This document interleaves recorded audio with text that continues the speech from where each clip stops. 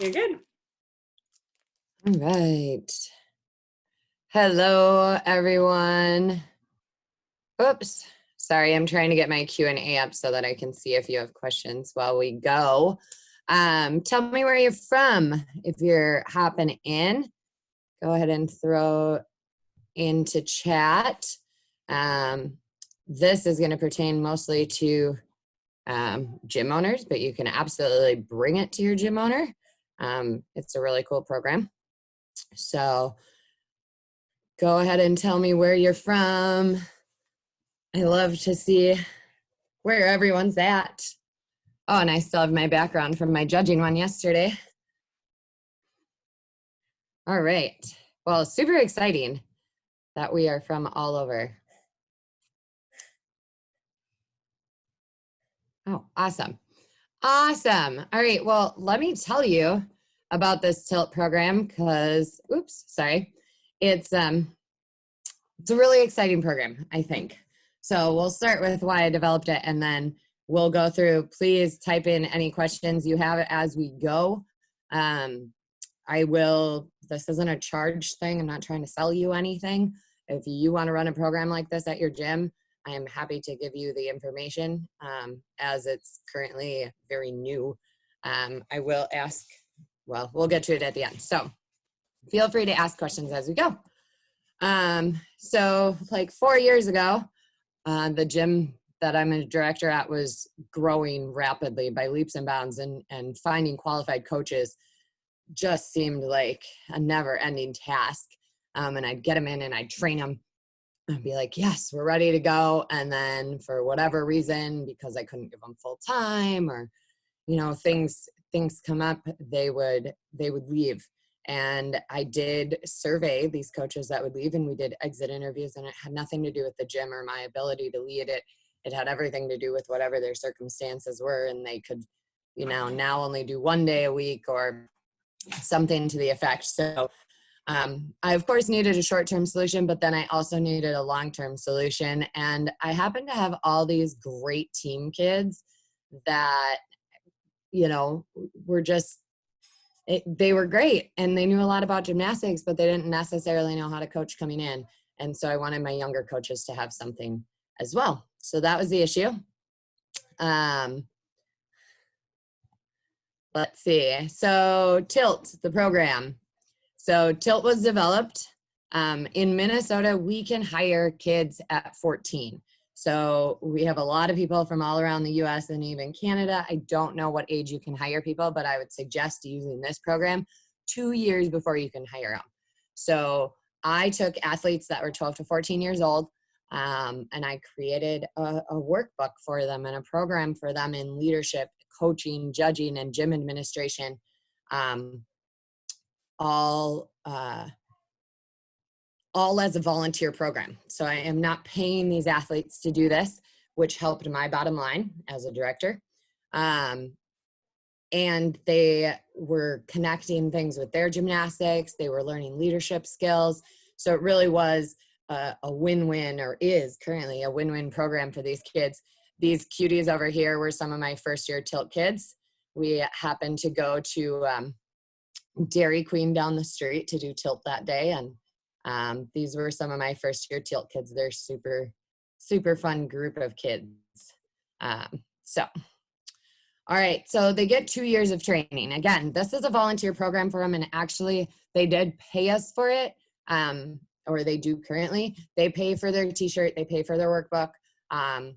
I did initially in the first 2 years have my coaches, I paid my coaches without having the children incur that cost. However, going forward, I believe there'll be a cost to this program because it helps their gymnastics. It does develop leadership skills and some of the skills that the kids aren't always getting in school, some of those life skills that they're not always getting in school. So, you know, implementing it in your program, you guys can decide if you want to charge them. Year one, there's a lot of book learning. They do some volunteer coaching alongside a coach that is qualified and hired by us at our gym. They do lots of observations in the gym, and that is super exciting because it actually helps keep my staff on their toes too, because they're being observed and by other coaches, pre-coaches essentially. They get to do some live judging in our gym. We always set them up to, at the end of the year, judge our bronze and silver kids. And the bronze and silver kids love it because they're getting attention from the older kids, and the older kids love it because they get to feel like a judge, which is awesome. In year one, our recreational focus is our preschool classes and our beginner classes. So they're learning how to coach those classes specifically. And our team focus, which is more on the judging side, is bronze and silver in 4-5. If you're, through USAG, your 4-5 is the first judging test you take. So, and they can take that at 16. So that is year one. Year two, and we're going to get more in depth on year one in a second here. Year two, there's a little more self-directed learning, a little bit more of what they want to know. They do mentor our year one kids. They're not their mentor coach, but there is some mentorship and some collaboration between the 2 years of kids. They do a lot of volunteer coaching. They do a lot of assisting in classes to get that hands-on experience. Their observations are a little more in depth. We ask them more questions that they have to critically think about. They still get to do that live judging. First aid and CPR is a requirement for our coaches. So we do try to get them into first aid and CPR classes during year two. The rec focus is intermediate to advanced rec gymnastics. And then we really do focus on taking that 4-5 test, as well as judging skills that are gold, platinum, and diamond skills. Excel is a lot bigger in my gym than JO, so we use Excel, but you could use JO too. So the process, how you make this all work. We do have them fill out an application. Again, you can adjust this to your gym, but this is how we do it. We do have them fill out an application because I think filling out an application before you're even old enough to actually have a job where you're paid is helpful, and it's a learning process, and it's a life skill that they're going to need. Then we do interview the kids. This can be fun and a little intimidating for the kids, especially if you do a panel. But they will have probably not undergone anything similar, and giving them that experience before they're even old enough to be in the workforce is a skill that, it's invaluable to these kids. And then acceptance. I have never denied a child for our TILT program, but you could. But send acceptance in the mail. Nowadays kids are so used to instant, answers, that to have them wait for things is kind of fun. That anticipation and again, not having an immediate answer and, oh, did I get it? When they turn 18, they're going to be waiting for college acceptances, right? So why not have them try that when they're a little younger? All right, so let's get into what this program actually looks like, which is the exciting part. It is a workbook. These are the chapters in year one. And we're just really going to go through the year one topics because year two just pretty much goes more in depth. And everybody would start out at year one anyways. So history and foundations, all about my club, gymnastics safety, priority number one, communication, learning styles, structuring a class, warm-ups, games. Yes, sorry, I'll answer that. Somebody just asked if we're recording, and we'll send this TILT webinar. I believe she is recording, and she's been posting it on a YouTube channel, so you can check the Facebook page to get the link after this is done. Skill deconstruction, super important. We spend a lot of time in that in TILT. Preschool gymnastics. Sorry, I have to move my little thing so I can keep reading.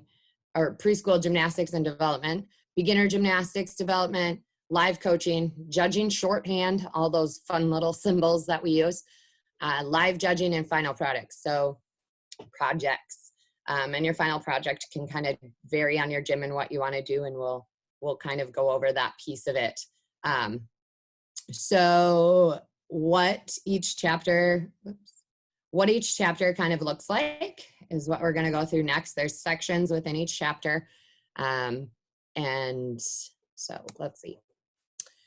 My growth is the first section in every chapter. You can see an example of my growth to your right there.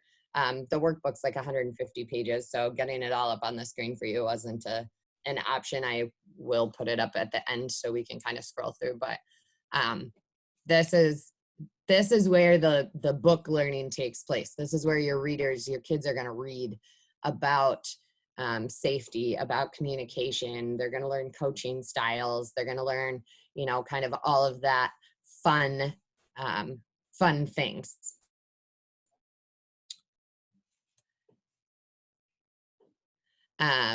We have another question here, and maybe logged on a little late, but yes, at the end of the presentation, there's an email address you can send me, and we will get the whole thing out to you, and you'll be able to tailor some of it. You do not have to recreate the wheel again. I'm not selling it to you right now. I'm giving year one to you essentially as it sits, and we'll go from there. So you will have access to it.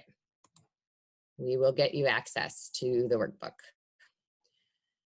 So this one happens to be on falling. It's in our safety chapter. Again, they're going to read about it. They're going to write. They're going to figure things out. They're going to talk with their mentor coaches. You do need a coach to actually get this group together and teach them or go through the chapters with them. Typically once every other week, about 2 meetings a month is what we've been doing. And it seems to work great. We kind of go through the chapter. They set up their observations and things like that. So my growth is where all their learning happens, all their learning. So my club, this is the observation area. Again, this is a section within each chapter that we had before. So if we're on communication, this one happens to be a snippet of the communication chapter. They do 15 observations in their first year. We run the program throughout the school year. So they apply in August, and in September we start our meetings and start going through, and they're done late May, beginning of June. Typically they're done with their final projects. And then we kind of use the summer to reset. This is version 3 of this workbook because I've run it at the gym now for 3 years, and I've learned a ton. So observing communication, they'll sit either in your stands or in your lobby, or if you want them in the gym, kind of wherever you want them to be, and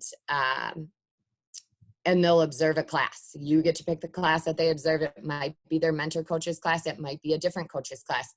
We want them to observe multiple coaches and multiple classes within the gym, all in that toddler, pre-K, beginner development section, because we're in year 1.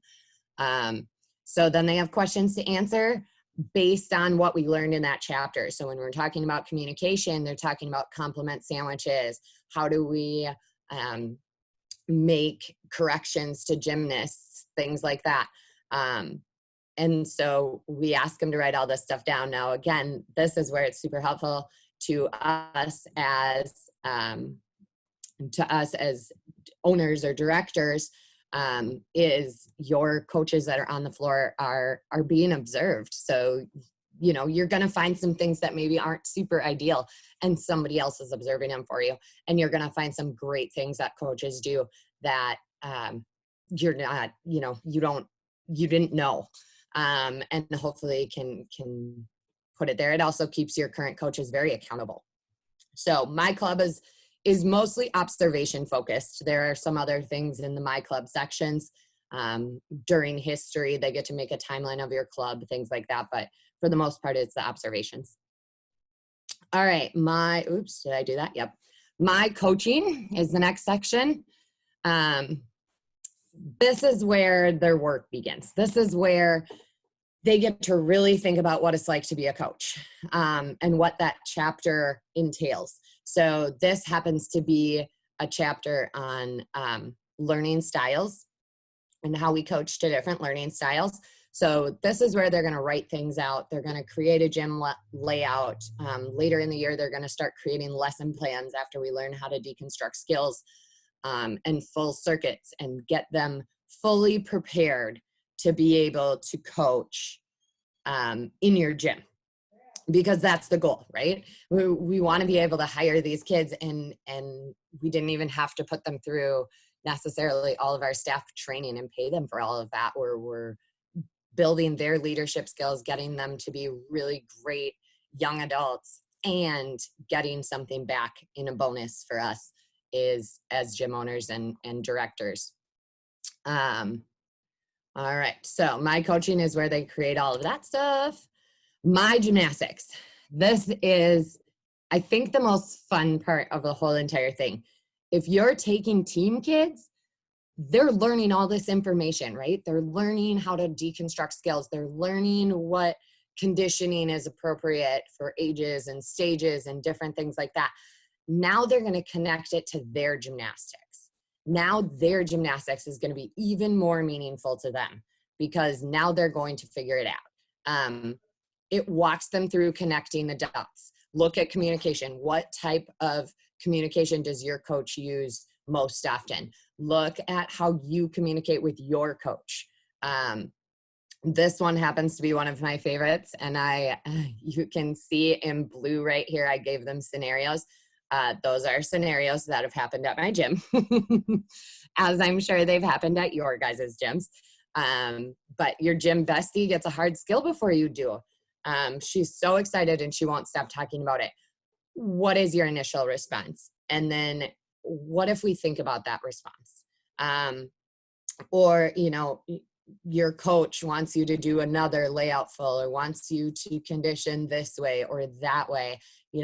Maybe you're having a rough day. What's your initial response and what's your thought out response? So they're taking all of these chapters and connecting them to their gymnastics and realizing that our coaches do know what they're talking about, and especially the judging, connecting that piece to their gymnastics is just invaluable, and it really gets them excited to be in the gym, to be that leader in the gym. So my gymnastics is one of my favorite sections, because I just think it's so cool for them to kind of turn on that light bulb, like, oh, maybe my coach does know what she's talking about, but just a little. So my gym admin, this section, we make them look at the chapter from a different point of view. So because as directors, as owners, as, maybe you're the team manager, we have to look at things a little bit different, and we have to do things differently. Like creating rotation schedules, we have to look, when we look at communication, we have to look at communicating to our employees and the kids and the parents. So this is where we really take it all encompassing and talk to them about, this is what it looks like from an owner's perspective. And I think it's kind of cool. All right. And then the last section in every chapter is my judging. We start out with a quick 5 or quick 6 in every chapter. The chapter, what the deductions that we learn in our chapter, also we try to get them to go kind of with the chapter, and we try to group deductions. Now, in the first year of Tilt, they're pretty much going to learn general deductions. They're going to learn a few event-specific deductions, but for the most part, it's general deductions. Again, they have like 2 weeks-ish per chapter in order to get through it in the time frame. So it's not like I want to ask them to do 20 hours of work a week. We want to keep it, kind of brief. But then in my judging, besides teaching them a couple deductions, we also say, here's where to look. Okay, go during your observation, or take 5 minutes during your snack break or something like that. Watch a friend do 10 back hip circles. Write the number that were performed in a stretched position as opposed to a pike around the bar position. So we're trying to get them to look at those things. And then train your eyes. Typically, we're asking them to go to Google or YouTube and find a routine video because there's a trillion out there, and watch for the deductions that they learned in that chapter. So we want them to eventually, hopefully, be able to judge and be helpful. I don't know about you guys, but I seem to tell the kids all the time, like, well, what's the deduction for your bent knees? How much is that going to cost you? Do you really want to learn it with bent knees? Those are things that, you know, I no longer have to reiterate because I've got a whole crew of judges on my platinum team after going through tilt. So, and then what's next? Tilt year 2. Tilt year 2, we go a little more in depth on skill deconstruction. We go through, you know, more lesson planning activities, more live practices, more hands-on learning. Our year 2 kids serve as mentors for our year 1 kids. And after 2 years, these kids are ready to get on the floor. I haven't really had to train them. I hire them and they're fantastic because they've done it multiple times. They've observed multiple coaches. They have volunteer coached. They volunteer judged. They have spent time in the gym developing the skills needed to be a coach, to be, you know, to plan an event as a gym administrator, to come up with great ideas, to do all of those things. So year 2 really comes next. I will put this back up in just a second. I'm going to switch over. Do you guys have any questions initially? I'm going to switch over to the actual workbook to kind of scroll through an entire chapter. All right, question. How often do you meet in person? About once every other week. We try to have 2 meetings a month. We try to have 2 meetings a month with the person that's, so ideally, you have one person in your gym who teaches the lessons, who gets all the tilt kids together. Our last group was 9 girls. We had 9. I think it was 9 or 10. And we have one coach that gets all of them together, or the director, club owner, whoever, and does their meet in person every other week with them and goes through whatever the lesson is that week or the chapter is that week. And then you have mentor coaches. Mentor coaches are used to bounce ideas off of. We use them a lot more in year 2, but it's really good for them to have a mentor coach. And I allow lots of my adult coaches to be mentor coaches, because it's great. Because it's great, and they learn a lot actually, just by doing it. So, all right, next question. Can this handbook be tailored for non-competitive athletes? My gym has coaches from all different backgrounds, not necessarily just from the competitive stream. Yeah, there is at the very beginning of the workbook something we call a gymming agreement that says, you know, that they participate in gymnastics and that they do this many hours and that this is going to help their gymnastics and their leadership. But you could take that out, or maybe it's a rec gymnast that participates in gymnastics. You could absolutely make it for non-competitive athletes. There's nothing specific in the workbook that says that they compete. It just ties it to the gymnastics they do in the gym, whether that's rec or competitive. So, so do you have all tilt kids for the year start at the same time, or do you continually flow them through the 2-year system? I do have them start all at the same time.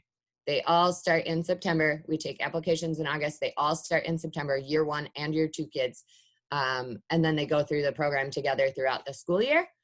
I don't see why you couldn't do it continually. I would then maybe have them just meet with their mentor coach on what chapter they're on instead of grouping them together. So, the next question is, do you pull from rec classes too? So I haven't yet, but my gym's not super big. We have about 500 kids a week. So I mean, it's a decent size, but it's not gigantic. Most of our advanced rec kids, intermediate to and advanced rec kids, come onto team anyways. So I haven't had the need, but I absolutely don't know why you couldn't. And the more and more that this program grows, and I've put it out to a few other club friends of mine in Minnesota that have run it in their gyms and helped me with, revising it and what works, what doesn't. Because I guarantee you, first year did not look like the workbook you see today, not even close. So you absolutely could. Next question. Are they guaranteed to be hired after 2 years, or is there some sort of contract set up in the program? No, they're not guaranteed to be hired. It does say so in their application that I don't guarantee hired after 2 years. Again, it's a leadership program as much as it is helping me to have great coaches to hire. I haven't yet not hired somebody that's applied, but they do have to apply to be hired after they've been in the program. So there's no contract. It just says on their application that participating in the TILT program does not guarantee that you have a job. Not at all. All right. How big is my staff? I have 5 adult coaches, and then the rest of them are all teenage coaches. And they vary. My teenage coaches are not necessarily year round because they have other sports. So at any given time, I probably have 12 to 14 staff members, give or take. Next question, do they apply for both years? I don't have them apply for year 2. I automatically move them into year 2. But you could have them apply for year 2 if you wanted to. And then I had the same question twice. There we go.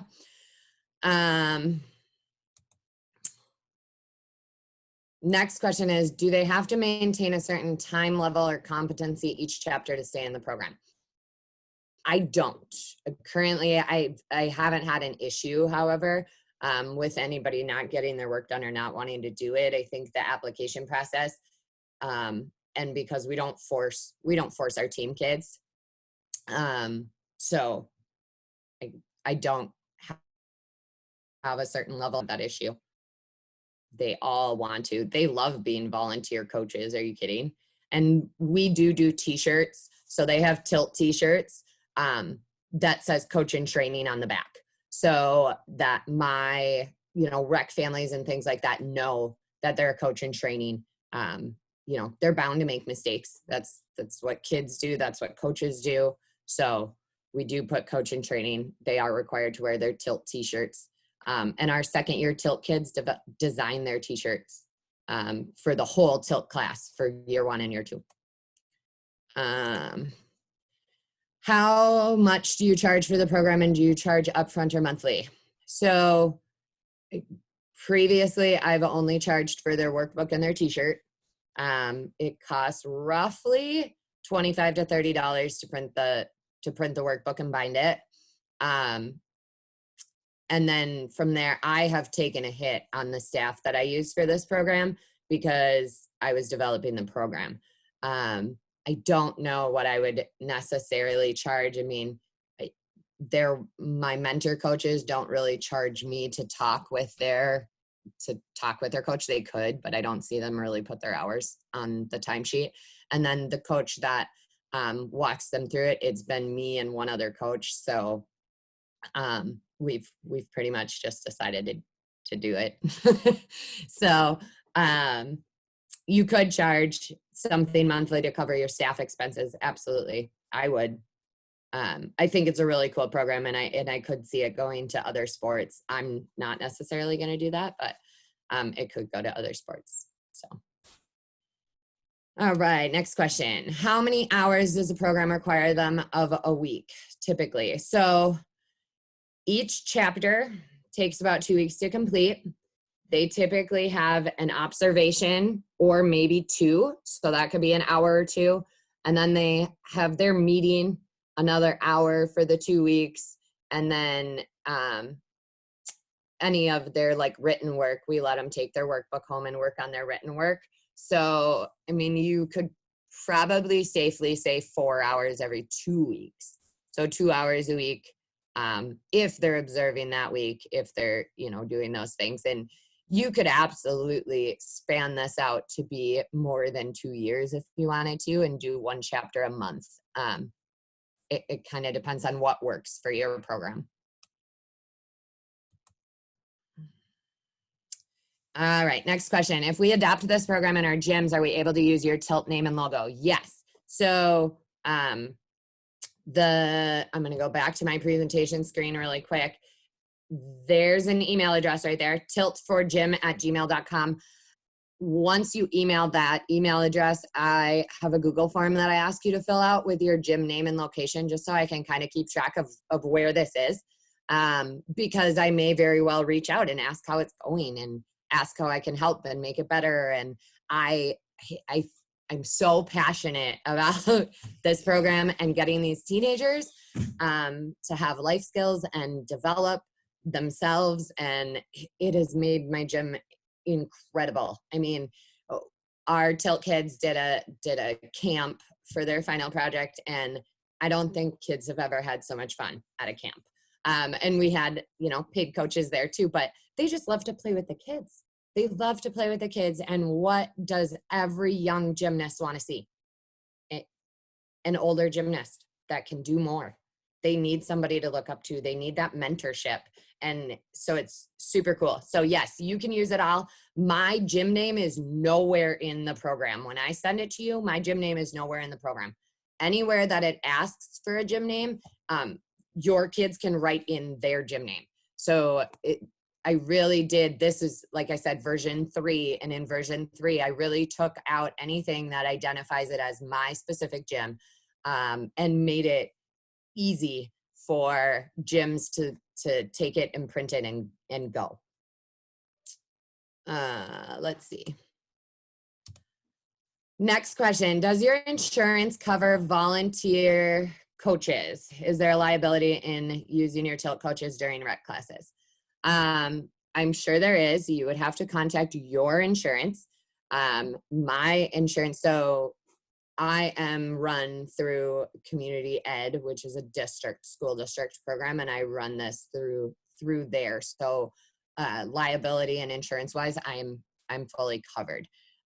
We did have to define that they were coaches in training, that hence the t-shirts. We did have to define that they were coaches in training. And let me be clear, there is no spotting. Our Tilt kids do not spot. Our Tilt kids do not spot because it's not safe. In year 2, they do a spotting seminar, but they never go in and spot rec classes or team classes until they are hired on as a coach.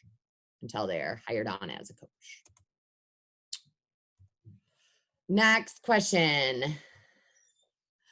Could the workbook be in e-form? Yeah, it's a PDF. It's a PDF.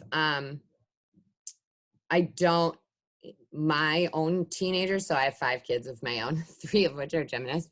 And I know they can convert it in like Notability or something on their iPads and actually write in the workbook. You would have to figure that piece out on your own, but it is in PDF form. With sharing the first year workbook, would you also be sharing the application? Yes. And can we purchase the second year book? Yes. I am not done with the revisions on year 2.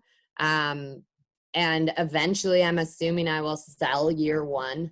But again, today I'm not selling year 1. I'm really just trying to help any gym out there that needs it. So happy to be, I don't know, happy to do it. It's exciting. So I do ask when you email me and stuff that you don't share the PDF. If they want it, you can absolutely share my email address and they can get a hold of me. But I would prefer that it's not shared, because eventually someday I would probably charge for it. Is there a program after Tilt? So after year 1 and year 2, I don't have a program after Tilt. I have been talking with an assistant coach of mine. She is fantastic. And we've talked about creating something similar for our already hired coaches to go through, that maybe isn't 2 years in length. But currently, though, there's no program after Tilt. We hire them. We get them on the floor and let them play with those kids. Next question is, as far as spotting, I agree with you with no spotting. However, is it an exception to practice spotting with a master staff? Yes. If they wanted to practice spotting with their mentor coach, I think that's awesome. And our mentor coaches are great and do all sorts of things. And again, in year 2, they actually do attend a seminar. So we do teach them how to spot. We just don't allow them to spot on the floor in a volunteer capacity. We don't allow them to spot on the floor. All right, next, let's see, I have another question over here. Is the program teen specific? How appropriate would it be for employees that are already hired to give a comprehensive coaching review and expectations? Well, I kind of covered that. I'm trying to narrow it out of 2 years. But you could just have them go through the workbook faster. And no, it's not super teen specific. It's kind of colorful. But I'm going to pull up the actual workbook for you so that you can kind of see some of it. Let's see. Blah. Share this screen. Okay, so here is, back to the beginning. All right, so here is the 2020 workbook, version 3, table of contents. Congratulations, we're super excited for them. Kind of give them an overview of the workbook. And the purpose, this is where you're gonna see Tilt members must not be left alone with a group of children at any time. Be given sole responsibility for development or delivery of an activity. Be given responsibility for communications with parents or gymnasts, and be given responsibility for disciplining children. It must be somewhere else where it talks about spotting, but it does also talk about spotting and that they cannot spot. This is that gymming agreement. It just kind of has them go through how many hours in the gym during your Tilt program. Here's the skills I want to learn. I want to display these attitudes and attributes. I will try my best to get to these goals. And then they sign with their mentor coach. History of gymnastics, history of my club. So some of the pages are, like I said, super colorful and kind of fun. So, the adults may not that they won't like it, but they might be like, really? Scavenger hunt. We try to keep them busy with other things besides just like writing. Obviously, you have different types of learners. They'll learn their learning style within the Tilt program. So we try to address different types of learners. The history of their own gymnastics.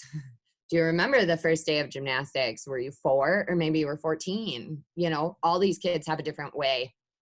The history of Naj and judging.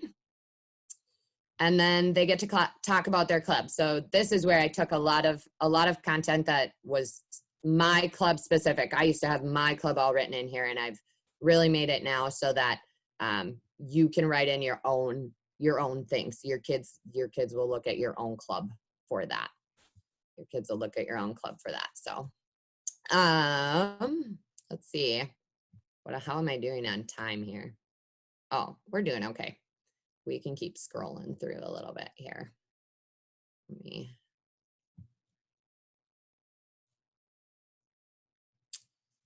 All right.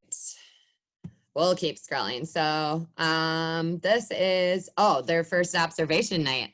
Super fun. Again, you can find out so many things that you maybe don't know. Now, I'm a director. I also coach our Platinum, Diamond, and Optionals.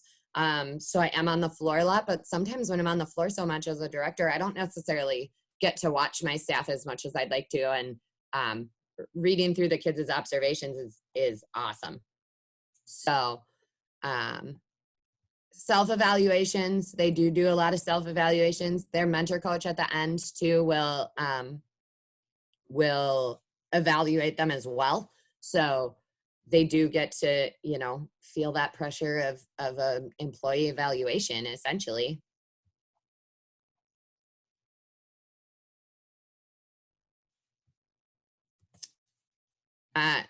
Thomas just asked if the program also works with recreational staff. Yeah, like I said, they can go through it a little faster. It's built for teenagers that you can't necessarily hire yet, so that they're doing it in a volunteer capacity and you're not paying them to do the program. They usually pay you actually to learn all of these really great things and become a fantastic coach. So, but you could use it with recreational staff, absolutely. Creating a layout of the gym. Why should we do gymnastics? This is one of my favorite ones. As a gym administrator, how many of you are trying to always keep your lobby, you know, with new, fresh ideas and fun posters and different things like that? So we actually ask him to create a poster for the gym or the lobby with reasons that people should do gymnastics, because parents love to see the kids' work on the wall. They may not pay attention to the poster you printed from Staples, but if some kid makes a really cool poster with all these colors and some kids can draw so well and things like that, putting that up in your gym, that's awesome. That's awesome. Your parents are going to pay so much more attention to something like that. Interviewing their mentor coach. They get to find out about their mentor coach. And then my judging introduction to deductions. Training their eye. We go through safety. There's always things you can add to this. Obviously, I've been adding to it for forever. And I continue to add to it. So I'm always revising it. We're on version 3. Let's see. How big are your rec and team groups? I have about 50. Well, it's kind of hard because we're in transition into the next year's team, but it's right around 50 team kids. And then we have a lot of rec kids. So next question. Oh, I like this question because I love judging. How many or have many of your participants gone on to judge with Naj? So I actually only started this 3 years ago, and I started with a group of 12-year-olds. So they're actually not old enough yet to go take their Naj exam. They are just, I am just employing, this was the first year I employed my first set of tilt kids. So this is the first year so they're not 16. I'm hoping some of them go on to participate with Naj. I know in Minnesota, it's been a little bit of a struggle to have enough judges. So I do hope some of them go on and get their judging certification through Naj. And how great to have a judge on your platinum team or diamond team or level 8. Next question, about how many kids do you have in the program each year? So usually we only really take 12 and 13-year-olds currently. So I typically, the most we've had is 12 and the least we've had is 9. So it's not a large group, but then again, I also cannot hire 12. So unless my program grows bigger than I think, I am looking at possibly creating something. We have ninja in our gym. And so I do, some of our coaches, once they're hired, do have to then learn some of the ninja portion. It'd be cool for me to figure out how to put some ninja into a program like this. I just haven't gotten there yet. But I could hire more of them if I knew they were going to be ninja coaches. Because ninja's amazing right now. Ninja, at least in our gym, it's blowing up. Those boys want to get in the gym. So those boys want to get in the gym. We walk through falling, safety. Obviously, there's other opinions out there. I don't know everything as a director and a coach. I don't. I've only been doing this for like 12 years, and I'm always learning. I am a judge. I have a 7-8 rating, 4.5 and a 7-8 rating, and then I direct a gym, but I'm always learning, and Tilt has taught me even so much more in collaborating with clubs that have put this in and trying to figure that out. Again, my club, they're doing a lot of observations. This time, you know, in the safety chapter, they're observing what safety looks like in your rec classes. Creating a safety game and teaching it. How awesome. Do you want to come up with all the games that are taught in your gym? Because I don't. And kids have like creative, they're going to know what these little kids want. So create a game and let them take on a group of kids with their mentor coach and play. Next question is there a survey at the end of the program for the participants? So there's some self-evaluation surveys that they actually fill out 3 times throughout their experience. Let's see if I can find their coaching survey really quick. Oh, it's right there. So there is a survey like that. We talk to our kiddos about what was great and what wasn't, simply because, oh, I swear I just passed it. Simply because we're still trying to make this a very great program for everybody. But I don't have a formal, like, what did you like best? What did you not? What was great? What helped you? Most of them I just ask and talk to. But this is their self-evaluation that they fill out throughout 3 times. So they fill it out in the beginning, and then it's usually right before they start live coaching. So usually in like the end of February. And then they fill it out again at the very end, so that we can figure out, you know, how confident are they? What have we taught them? Have we taught them these things? So. And then their mentor evaluations, let's see if I can get to it. I think this PDF actually is not entirely finished, so I apologize that I pulled this one up, but I'm going to see if I can. I just thought of it right before the seminar to pull up the, Let's see. Oh, there's their mentor evaluation. So their mentor will also evaluate them when they coach a live class. So before, warm up, skill coaching, end of class, overall communication. So they can build off of that and get better at things like that too. Next question is, do your mentor coaches like this program, or do they feel like they have to babysit the Tilt coaches? That's a good question. So my mentor coaches love this program. Again, I hire people that are involved in creating athletes for the future. You know, in our gym, I can tell you right now, I'm not bringing any child to the Olympics. In fact, I start my team meeting every year with, if you want your child to go to the Olympics, I have some great gyms I can recommend for you, but my gym's not it. So I'm very clear on my vision in my gym.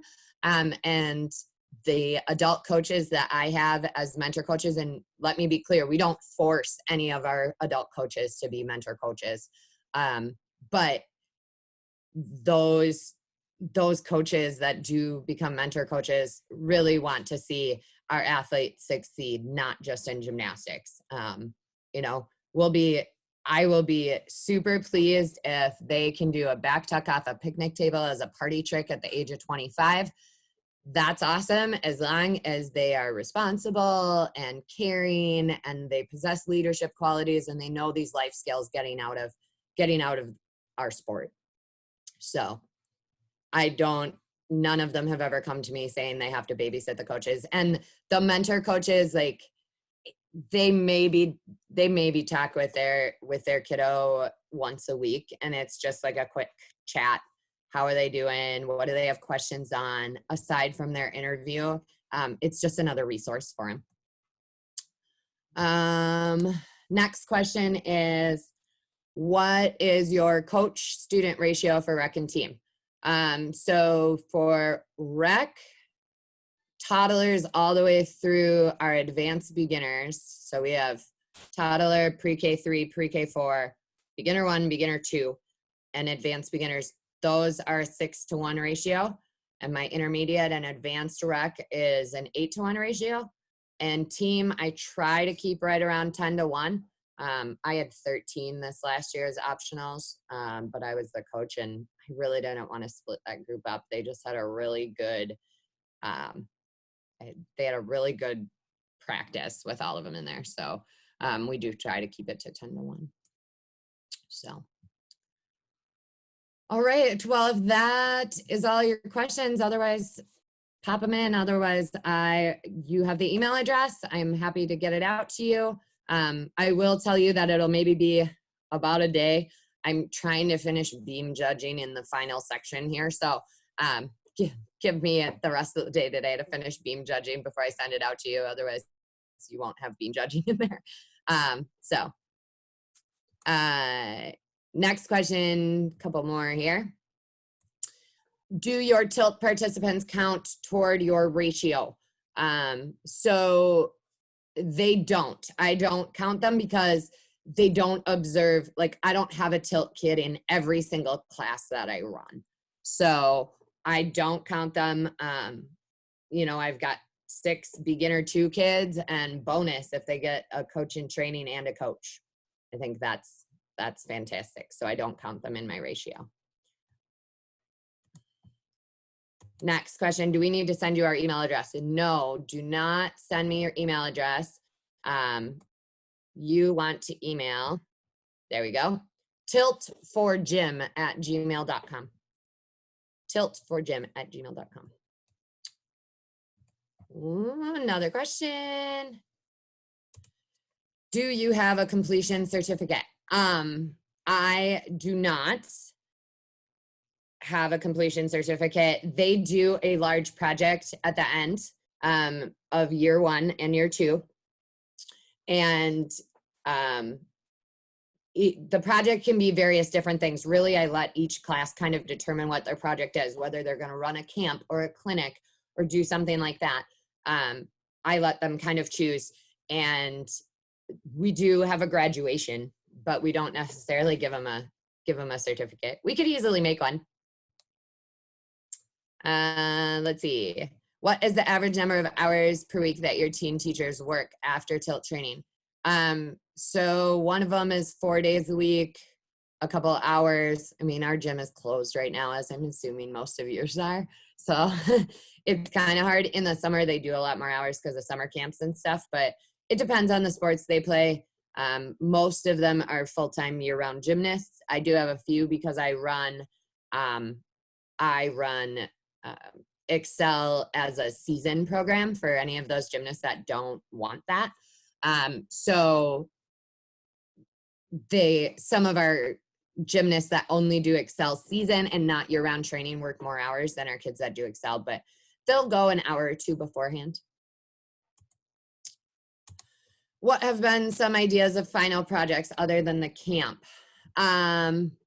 So again, I've only had 3 years.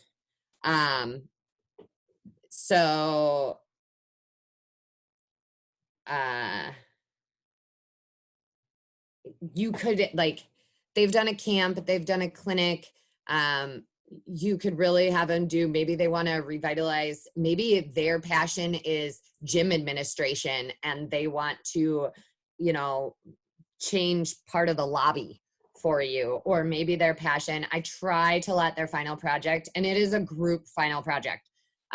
We do it. So all the year 1 kids do one big project and the year 2 kids do one big project. I haven't yet had people, you know, break out and ask to do different ones, but I don't think I'd be objection to it. I don't think that would be an issue. So. Thank you so much, Krystal. We'll go ahead and wrap it up. This has been fantastic. Last question. Yeah. It says, so you choose the project, not the kids. I have the kids brainstorm projects and I guide them. I guide them into a project for the group. This is their year-end project. It's not mine. So I do not necessarily choose, but guide. So enjoy your day, guys. Thanks for coming. Thank you.